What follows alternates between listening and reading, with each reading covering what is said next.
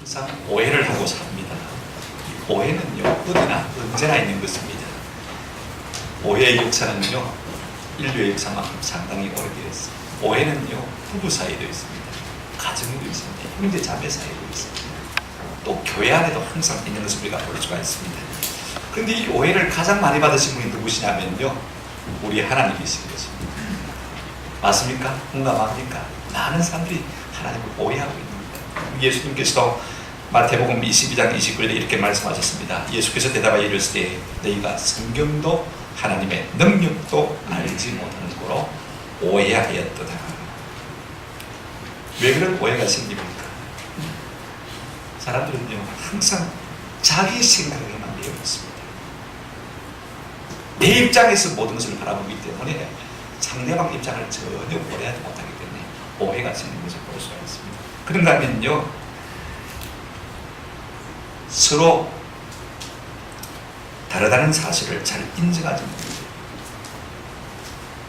내하고 다른데 이걸 인정 못하니까 자꾸 오해가 생깁니다. 그래서 오해가 섭섭함을 낳고, 섭섭함이 원망을 낳고, 원망이 미움을 낳고, 나중에 미움이 급기야 죄를 낳는 것을 볼 수가 있지. 우리가 이 오해에서 벗어나려면요, 좀 서로가 다르다는 사실을 인정하는 거예요. 내하고 다르다 하는 것을 인정하면 많은 오해에서 벗어날 수 있습니다. 두 번째는요, 그렇게 생각하면 돼요. 당신이 나보다 낫다. 그렇게 인정하면 되는데 왜 오해가 생긴다면 당신이 나보다 못하기 때문에 그럴 수밖에 없다. 이렇게 생각해서 오해가 생기는 거거든요. 당신이 행하는 모든 일이 나보다 나을 수 있다. 이렇게 여러분 겸손하게 다른 사람을 존경하는 마음을 가지면 우리가 훨씬 오해를 줄일 수가 있습니다. 마귀는요, 자꾸 우리 마음속에 오해를 일으켜가지고 우리의 마음이 섭섭하게 하고 원망하게 만들고 미워하게 만들고 교회를 분열시키고 가정의 평화를 뺏어가는 것을 볼 수가 있습니다. 인간 세상에서 오해만 조금 절반으로 줄어들어도요, 우리의 마음속에 들 수 있는 평화와 기쁨이 얼마나 가득한지 모릅니다. 그런데 많은 사람들이 자기 오해에 사로잡혀가지고 기쁨과 평화를 누리지 못하는 것을 볼 수가 있습니다. 그럼 오해만 절반으로 줄어들어도요, 인류 평화가 역시 많이 전쟁이 사라져요. 그 대신에 그 에너지를 어디에 쓰게 되니까 경제 발전에 쓰게 되어지고요. 경제는 성장하게 되어지고 더불어 건강지수나 행복지수가 높아질 수가 있는 것입니다. 항상 오해는요, 사단이 자꾸 우리 마음속에 이것을 주어가지고 우리가 이거 분열시키기 위한 것은 꼭 이런 깨달았으면 참 좋겠다.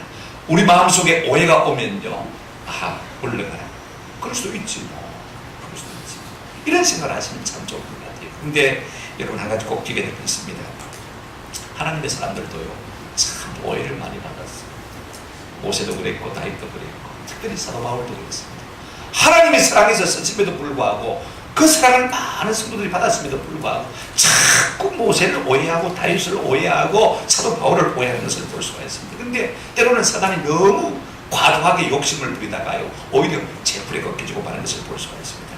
대전과 교회 성도들도 바울의 사도성에 대해서 의심하기 시작했습니다. 조금 섭섭하기 때문에 처음에는 오해했습니다만요, 그게 아닌 것을 깨달으면서도 어떻게 합니까? 내가 한번 말로 발설했으니까 굽힐 수가 없는 거예요. 그럼 내 자존심이 상하니까 말입니다. 계속해서 밀고 나가다 보니까 고의적으로 사도 바울의 사도성을 의심하게 되었습니다. 이때 참다 못해 사도 바울이 자기 변명을 우리가 데살로니가전서 2장 3장에서 하게 되었습니다. 이미 2장에서 우리가 살펴보았습니다만은 데살로니가 교회에 있을 때 사도 바울은 교회를 어떻게 씁니까? 그랬습니까? 정직이와 같이, 그 다음에 유모와 같이, 아비와 같이, 하나님의 사랑과 같이 상식으로 복음을 전했다 그랬습니다. 그 다음에 데살로니가 교회를 떠나온 다음에도요, 어떻게 교회를 사랑하고 걱정하며 염려했는지 여실하게 우리가 2장 후반부와 3장 계속해서 우리에게 나타내 보여주고 있는 것을 볼 수가 있습니다. 저들이 그런 오해와 섭섭함과 원망과 미움에도 불구하고 사도 바울은 2장 17절에서 형제들아 라고 부르면서 자기의 이제 변명을 시작한 것을 우리가 지난 시간에 살펴보았습니다. 첫째, 둘째는 우리가 이미 생각을 했지 않습니까? 이제 우리가 본문을 통해서 사도 바울이 그럼에도 불구하고 데살로니가 교회를 얼마나 어떻게 살아가는지를 좀 살펴보았으면 좋겠다 싶습니다. 지난 시간에 사도 바울에 대해서 사람들이 비난합니다. 참 사도가 아니기 때문에 우리를 버리고 떠났지, 그렇게 오해했습니다. 그런데 사도 바울은 뭐라고 했습니까? 어쩔 수 없이 떠나게 되었다 그랬습니다. 여러분, 복음을 전하다가 핍박이 일어났습니다. 그럼 어떻게 하면 핍박이 거칠 수가 있겠습니까? 복음을 전하는 자가 사라져주면요, 그 다음에 사람들이 핍박이 거칠 수밖에 없는 것입니다. 자기 양떼를 보호하기 위해서, 데살로니가 초신자를 보호하기 위해서 핍박이 일어나니까 사도 바울이 석주 만에 이 데살로니가에서 패배하고 야반을 도주를 했습니다. 이걸 두고 사람들은 책임 없는 무책임한 행동이다 그렇게 비난하기 시작했습니다만은요, 어린 양떼를 보호하기 위한 것입니다. 그렇게 해서 떠났음에도 불구하고 사도 바울은 어떤 마음을 가졌다고 설명했습니까? 마치 내 마음이 자식이랑 부모와 같이 되었다, 그렇게 지난 시간에 우리가 생각해 보았습니다. 여러분, 저걸 먹이다가 젖을 떼고 말입니다. 도망을 친 부모의 심정을 한번 생각해 보시길 바랍니다. 얼마나 자식 생각에 애간장이 높겠습니까? 이것이 사도 바울의 마음인 것입니다. 두 번째, 사도 바울은 떠나온 다음에도 계속해서 데살로니가 교회를 방문하기 위해서 애쓰고 노력하고 수고했다라고 말하고 있습니다. 노력하지 않은 것이 아닙니다. 그러나 사단이 막은 것입니다. 여러분, 사단이 방해하면 인력으로 어떻게 할 수가 없지 않습니까? 이제 사도 바울이 당신을 가질 수가 없으니까 세 번째 차선책을 내세웠습니다. 3장 1절 2절 우리가 본문을 보게 되어지면요, 바울은 이제 할 수 없이 이 데살로니가 교회를 생각으로 말미암아 디모데를 데살로니가 교회에 보냈다라고 말하고 있습니다. 1절 2절 한번 여러분 보시기 바랍니다. 이러므로 우리가 참다 못하여 우리만 아덴에 머물기를 좋게 생각하고 우리 형제 곧 그리스도의 복음을 전하는 하나님의 일꾼인 디모데를 뭐했다고요? 보냈다, 보냈노니 이렇게 읽으시면 될 것 같아요. 데살로니가 교회가 걱정이 돼서 도무지 견딜 수가 없습니다. 떠나 있으나 마음은 늘 거기 있으니까 편지가 있습니다. 그래서 참다 못해 할 수 없이 당신을 못 가니까 디모데를 보냈습니다. 여러분, 디모데를 보낸다는 것이요, 이 역시 쉬운 일은 결단과 하는 것입니다. 왜냐하면 디모데를 보내고 나면 바울은요, 홀로 이 아덴에 머물러 있어야 됩니다. 선교의 삶에, 선교사의 삶이라는 것은요, 항상 그렇습니다. 낯선 도시에 여러분도 홀로 간다는 것이 얼마나 외롭고 고독한지 여러분 이해가 되실지 잘 모르겠습니다. 고향을 떠나보신 분들은 알 거예요. 제가 처음 군무로 갔을 때 1군에 강원도에 우리 교단 군목이 저 혼자밖에 없어요. 전부 3군 2군이더라고요. 얼마나 교인들이 잘해주는지 몰라요. 지휘관들이 얼마나 잘해주고 성도들이 얼마나 잘 섬기고, 근데 그게 만족이 아닙니다. 동기 목사님들이 보고 싶고 같은 교단 목사님들이 보고 싶고. 여러분, 아덴에서 바울이 혼자 머문다는 것은요, 엄청난 고독과 외로움을 감내야 되는 일인 것입니다. 그럼에도 불구하고 내가 디모데를 너희 가운데 보내었다 그랬습니다. 뭐 때문에 보내지 안 됩니까? 그 이유를 이제 2절 하반절에서 설명을 하고 있습니다. 이는 너희를 굳건하게 하고 너희 믿음에 대하여 위로한다 그랬습니다. 사도 바울은요, 복음으로 당한 이 데살로니가 교회가 그리스도의 형상을 이루기까지 해산한 수고를 감당하기 위해서 이와 같은 고통을 감내하고 있는 것을 볼 수가 있습니다. 무엇 때문에 디모데를 보낸다고 했습니까? 2절 하반절에 이는 너희를 마고요 굳건하게 하고 너희 믿음에 대하여 만다고요 위로하기 위해서 디모데를 보낸다. 여러분, 믿음은 하나님의 성령이에요. 사람 누가 우리의 믿음을 조금 느리거나 줄이거나 할 수가 있는 것이 아닙니다. 전적으로 하나님의 은혜고 하나님의 성령. 그러나 사람들의 믿음을 격려하고 굳게 세우는 일은요, 사람이 할 수 있는 것입니다. 이것이 교회가 해야 되는 것입니다. 오늘 사도 바울은 이것이 우리의 사명이다라고 말하고 있는 것을 볼 수가 있어요. 교역자가 존재하고 장로님이 있고 권사님이 있고 집사님이 존재하는 이유는요, 우리가 서로의 믿음을 주장할 수는 없지만 믿음을 굳게 세우고 서로 위로하는 일은 얼마든지 감당할 수 있는 줄로 믿습니다. 여러분, 혼자는요 낙심할 수밖에 없어요. 혼자는 실망할 수밖에 없습니다. 아무리 천재라도요 혼자면 뭐합니까? 자수성가했다고 그러지만은요, 실제로 자수성가한 사람은 아무도 없습니다. 누군가가 아무리 천재라 해도 돕지 않냐면 잘할 수가 없는 것이거든요. 누군가가 도와줘야 됩니다. 믿음도 마찬가지. 우리가 믿음에 굳게 서려면요, 서로 사방에서 굳게 세워주고 위로하는 이 일들이 계속 실현할 때 믿음에 굳게 설 수 있는 것입니다. 그래서 교회 분위기가 참 중요합니다. 믿음의 분위기, 기도의 분위기, 격려의 분위기, 사랑의 분위기가 참 중요합니다. 여러분, 기도 많이 하는 분위기 있는 가운데서는요, 기도 안 하는 사람도 기도하게 되어집니다. 그렇지 않습니까? 방언의 분위기가 있으면요, 자꾸 교회 방언의 바람이 불기 하는 것을 볼 수가 있습니다. 서로 돕고 서로 격려하는 그런 분위기 같으면요, 사람들이 다 그렇게 닮아가는 것을 볼 수가 있습니다. 우리가 믿음을 어떻게 할 수는 있지만 서로 우리가 믿음을 굳게 세우고 격려하는 이 일은 얼마든지 하게 될 줄로 믿습니다. 이 같은 은혜가 있으면 참 좋겠다. 우리가 이 같은 일을 위해서 사도 바울이 디모데를 보낸다. 두 번째, 여러분 3절에 보시기 바랍니다. 무엇 때문에 디모데를 보내고 있습니까? 아무도 이 여러 환난 중에서 흔들리지 않게 하려 합니다. 우리가 이것을 위하여 세움받은 줄을 너희가 증언하리라. 여러분, 신앙생활에는요, 뭐 호수같이 평탄한 것만 있는 것 아닙니다. 때로는 환난의 바람이 불고 시험의 바람이 불어닥치고 하는 것입니다. 여러분, 교회 생활하는 분들은 그걸 알아야 돼요. 그런데 오늘 우리는 자꾸 이 말하기가 부담스러운 것입니다. 두려운 것입니다. 저는 사도 바울이 참 이 점에서 존경스럽다. 4절에 한번 보시기 바랍니다. 우리가 너희와 함께 있을 때 장차 받을 환난을 너희에게 미리 말했는데 과연 그렇게 된 것을 너희가 아니라. 여러분, 데살로니가에 석주 동안 복음을 전했습니다. 석주 동안 있으면서 말입니다. 예수 그리스도가 주 대심과 외계와 장래에 있을 환난과 하나님의 진노와 심판, 그 다음에 하나님의 본에 대해서 다 설명한 것을 볼 수가 있습니다. 이 부담스러운 이야기 아닙니까? 우리가 전도하는데 예수 믿으면 병고침 받습니다. 예수 믿으면 잘됩니다. 승부합니다. 행동합니다. 이런 좋은 말만 해야지. 예수 믿고 나면 예수님 때문에 고난을 받아야 될 것도 있다 하면요, 믿으려 하다가도 누가 믿겠습니까? 그죠? 우리는 믿음이 없어서 이 말을 처음 한 것 같아요. 그런데 바울의 위대한 점은요, 하나님의 복음을 솔직하게 증거하고 있다는 것입니다. 그럼에도 불구하고 믿음을 자라게 하시는 분 누굽니까? 하나님이 책임져 주시고 믿기 때문에 이 말을 할 수 있는 거예요. 참 대단하지. 우리가 어떻게 하면 환난 가운데서도 흔들리지 않는 믿음을 가질 수가 있겠습니까? 뭐 제자 훈련하면 되겠습니까? 그럼에도 불구하고 저는 두 가지가 우리 가운데 필요하다고 생각해요. 로마서 10장 17절에 보면 이렇게 말씀하고 있습니다. 믿음은 들음에서 나며 들음은 그리스도의 말씀으로 나뉩니다. 하나님의 말씀을 계속해서 우리가 듣게 되어지면요 흔들리지 않아요. 굳게 서는 은혜가 있게 될 줄로 믿습니다. 두 번째는 중요한 것, 그래서 교회가 존재하는 것이죠.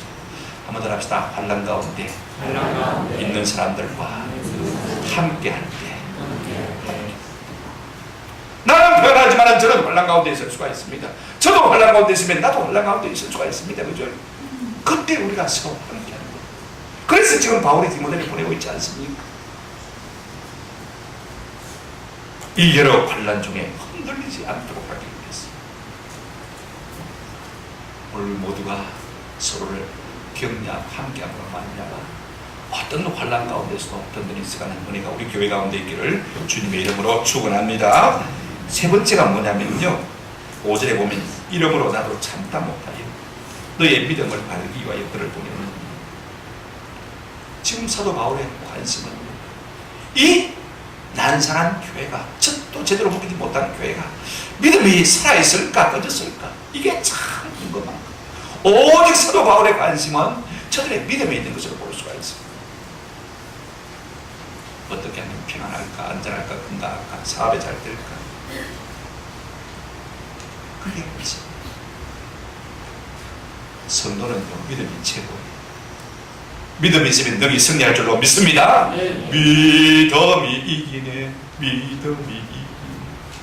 주 예수를 믿음이 온 세상 이기네. 아멘. 이 믿음이 옛날로 우리를 승리하게 하는 것입니다. 저는 부탁을 드리고 싶습니다. 우리 역시 성도가 그리울 때가 있습니다. 그때마다 우리가 보고 싶다, 그립다, 사랑한다라고 말하지 않습니까? 그러나 말만 그렇게 하면서 1년 내내 한 번도 만나지 않는다면 그 사람을 우리가 어떻게 참사랑이라고 말할 수 있겠습니까? 아무 만남이 없다면요 부도난 사랑이요 가짜인 것입니다. 사랑하면 보고 싶고 듣고 싶고 듣고 싶은 것이 인지상정인 것입니다. 사도 바울은 말 그대로 몸은 떨어져 있었지만 마음은 한없이 그리워하고 있는 것을 볼 수가 있습니다. 저는 모두가 좀 자주 만날 수 있기를 바랍니다. 내 놀러 갈까? 좀 놀러 온나? 좀 서로 그렇게 말할 수 있으면 참 좋겠다 싶어요. 우리 사회 전도회가 주일마다 그렇게 참 좋은 교제를 하는 게 제가 참 감사해요.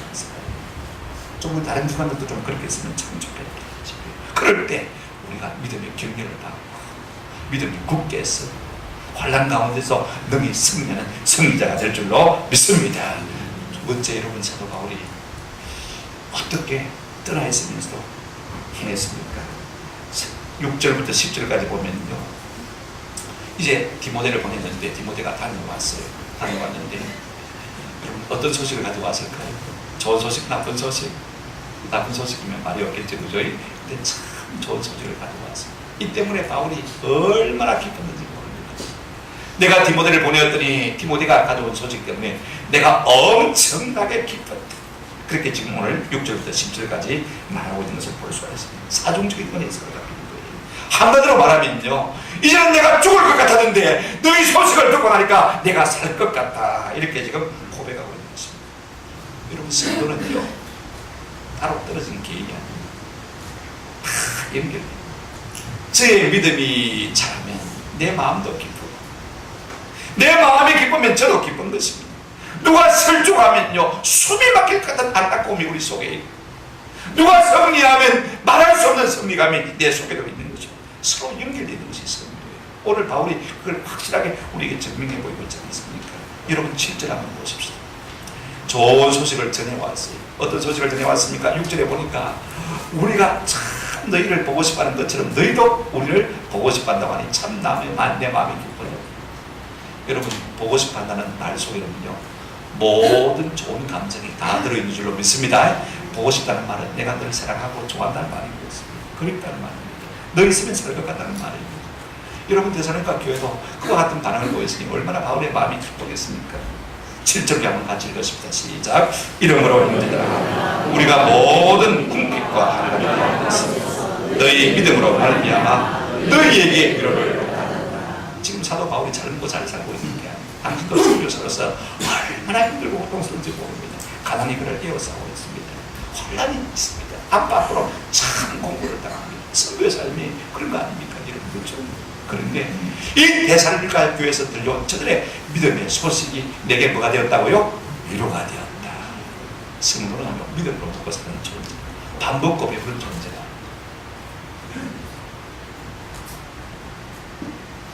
어떻게 남의 믿음이 내게 위로가 될 수가 있습니까?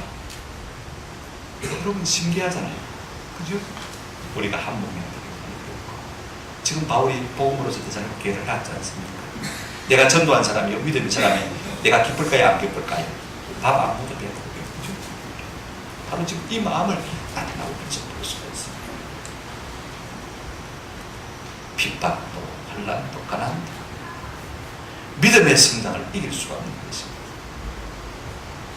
굴보다 어려움이 있어도 믿음의 사람이 지금 사도 바울은 그것이 위로하고 기쁨이 된다라고 말하고 있습니다. 8절에 보면요, 이 소식을 듣고 바울의 마음이 어땠다고 했습니까? 8절 한번 같이 읽어보십니다. 짧은 말씀입니다만 시작. 그러므로 너희가 주 안에 굳게 서서 우리가 이제는 살리라. 좀 더 실감나는 번역이 있는데요, 성경에 있습니다. 같이 한번 읽어보십니다. 같이 시작. 여러분이 주님 안에 굳게 서 있으므로 이제는 우리가 살겠습니다.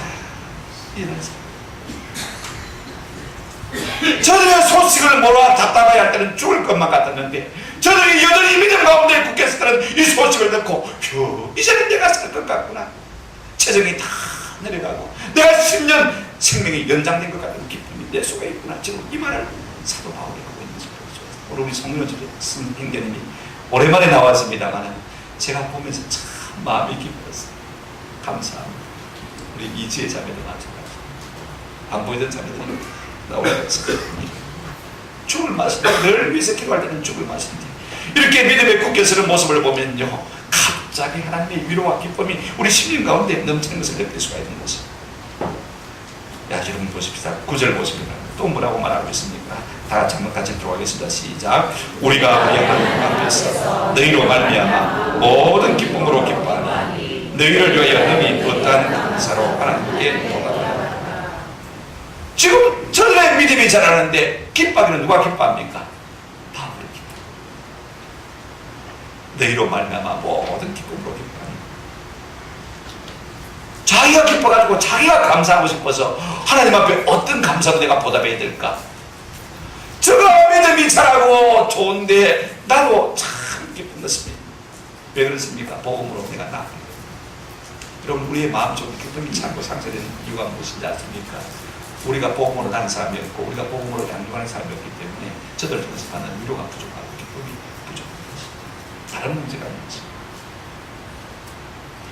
여러분 부모는요, 자식이 잘 자라는 걸 보면 기쁘지 않습니다. 오늘 사도 바울이 지금 그 마음을 표현하고 있는 것을 볼 수가 있습니다. 저는 우리 가운데 우리가 복음으로 낳은 사람들 때문에 우리가 복음으로 양육하는 사람들 때문에 받는 위로와 기쁨이 우리 가운데 충만하기를 축원합니다. 그 다음에 여러분 이 소식을 듣고 좋은 소식을 들었어. 이제는 막 편안히 두 다리 뻗고 이제는 자도 되겠다 그렇게 생각할 수 있겠다는 거 아닙니다. 여러분 10절 한번 보시기 바랍니다. 더욱 더 기도하게 됐다라고 말하고 있습니다. 10절 다 같이 시작. 주야로 심히 간구하면 너희 얼굴을 보고 너희 믿음이 부족한 것을 보충하게 하라. 안 되면 나한테도 기도하고 잘 되면 잘 될수록 더 많이 기도하는 것입니다. 여러분 믿음에 100점이 있을 수가 있습니까? 없습니다. 믿음에 다 누구나가 아무리 온전히 섰다는 사람들도요 부족한 것이 있을 수밖에 없습니다. 너희 믿음에 부족한 것을 말이 아니라 보충하기 위해서 만나고요 기도한다 그랬습니다. 내가 그 믿음의 완벽을 줄 수가 있습니다.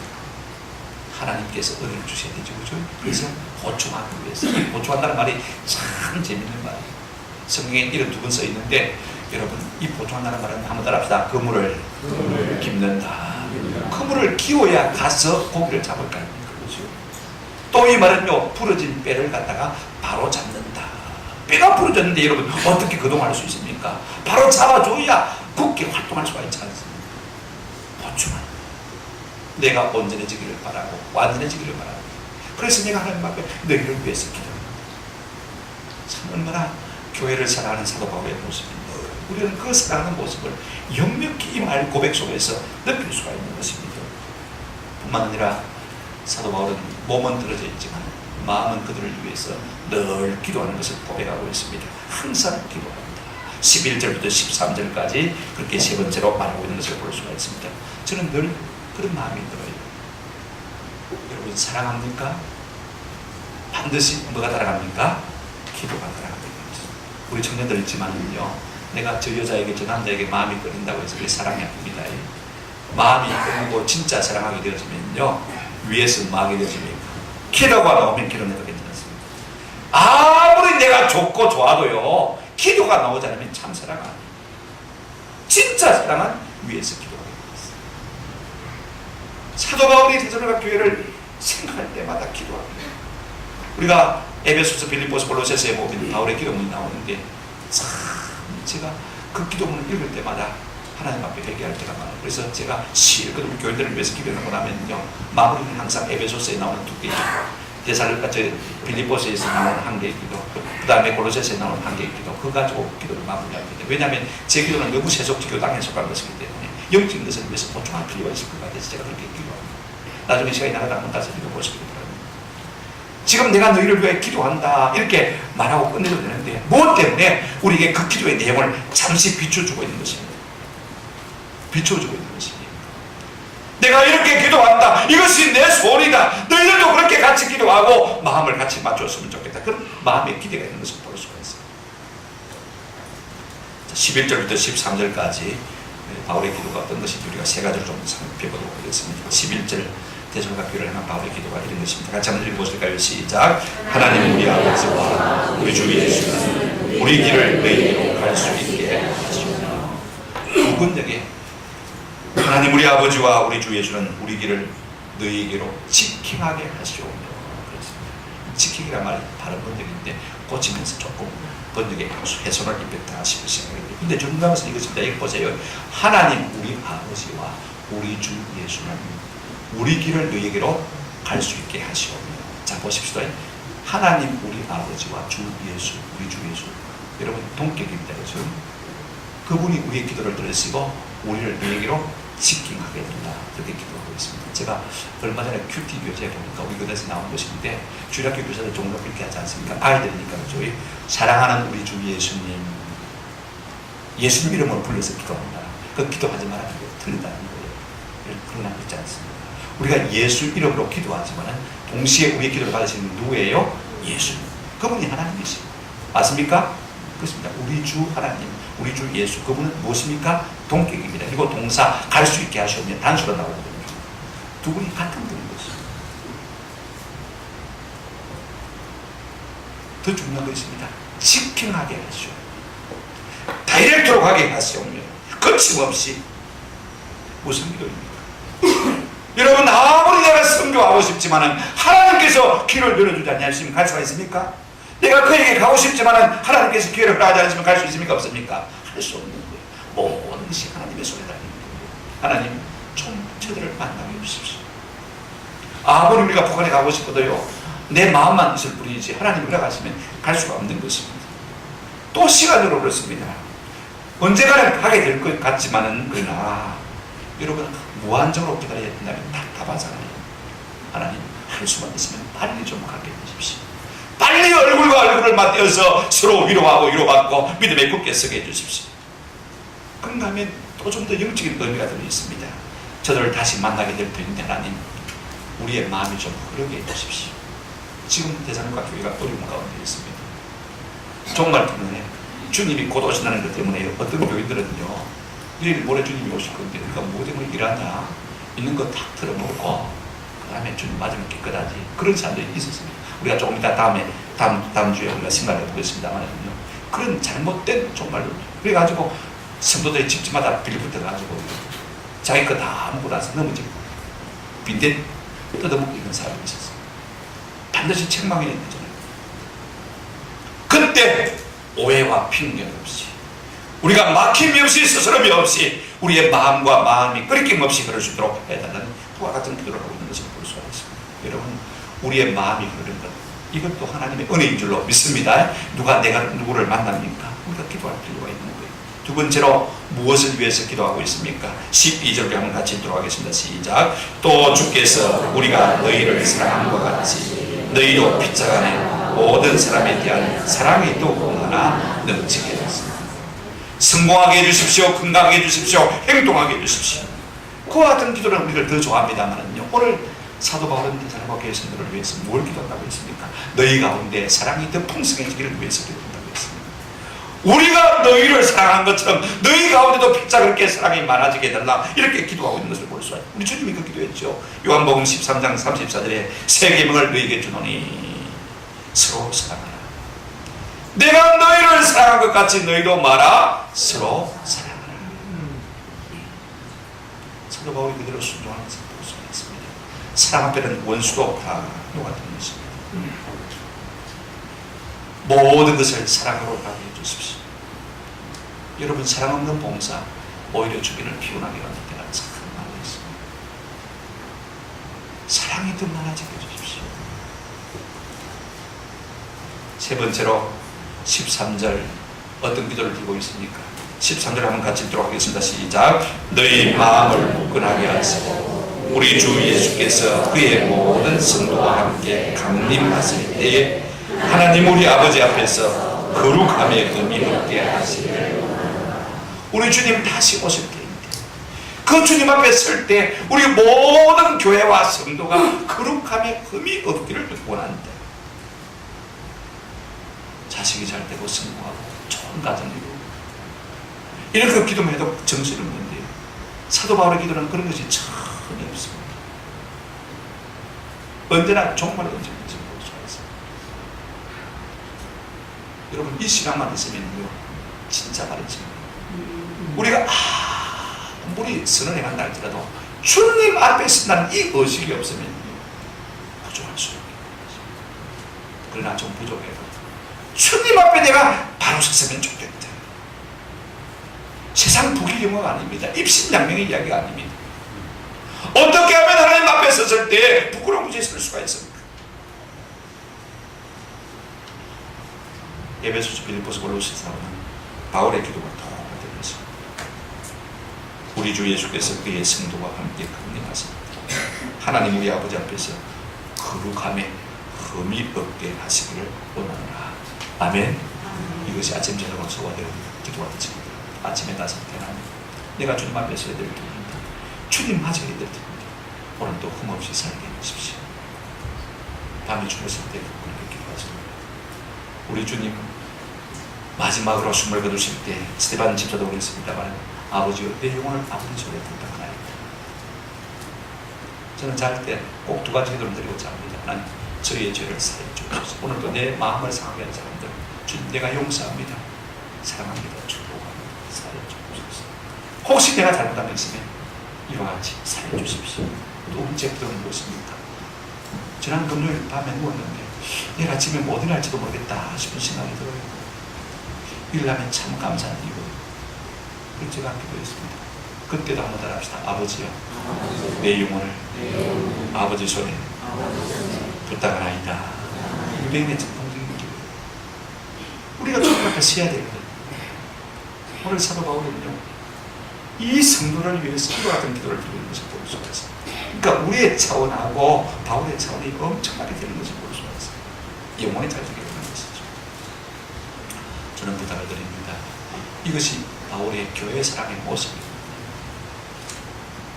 보고 싶다, 사랑한다 그래도요, 실제로 만나자니 다 공수입니다.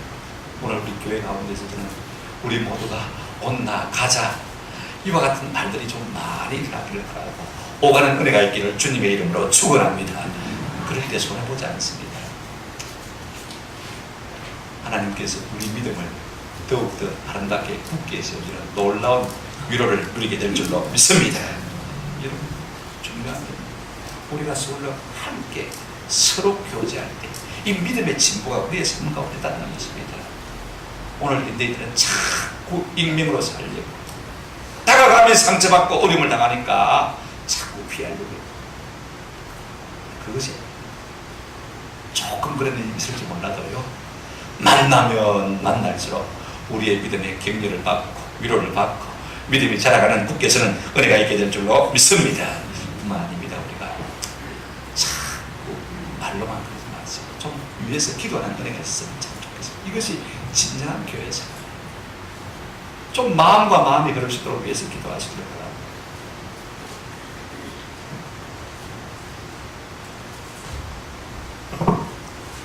천지들의 영혼이 하나님 앞에 바로 설 수 있도록 위해서 기도하시고 믿음이 굳게 설 수 있도록 기도하는 그래서 위해서 기도하겠습니다. 오늘 우리가 바울의 전체적인 이야기를 가만히 들어보면요, 2장에서는 이런 말을 하고 있습니다. 나는 복음 전파에 매진입니다. 최선을 다해서 그렇게. 뿐만 아니라 나는 교회 사랑에 내 삶을 전적으로 걸었다. 지금 이 말을 하고 싶은 것입니다. 정리하면 두 가지. 최선을 다해서 하나님의 복음 말씀을 전하는 일에 신실했고 교회를 양육하고 형제를 잘하는 일에 내가 내 모든 것을 걸었다라고 말하고 있는 것을 볼 수가 있습니다.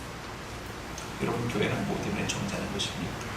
복음 전파와 형제 사랑을 위해서 존재하는 걸로 믿습니다.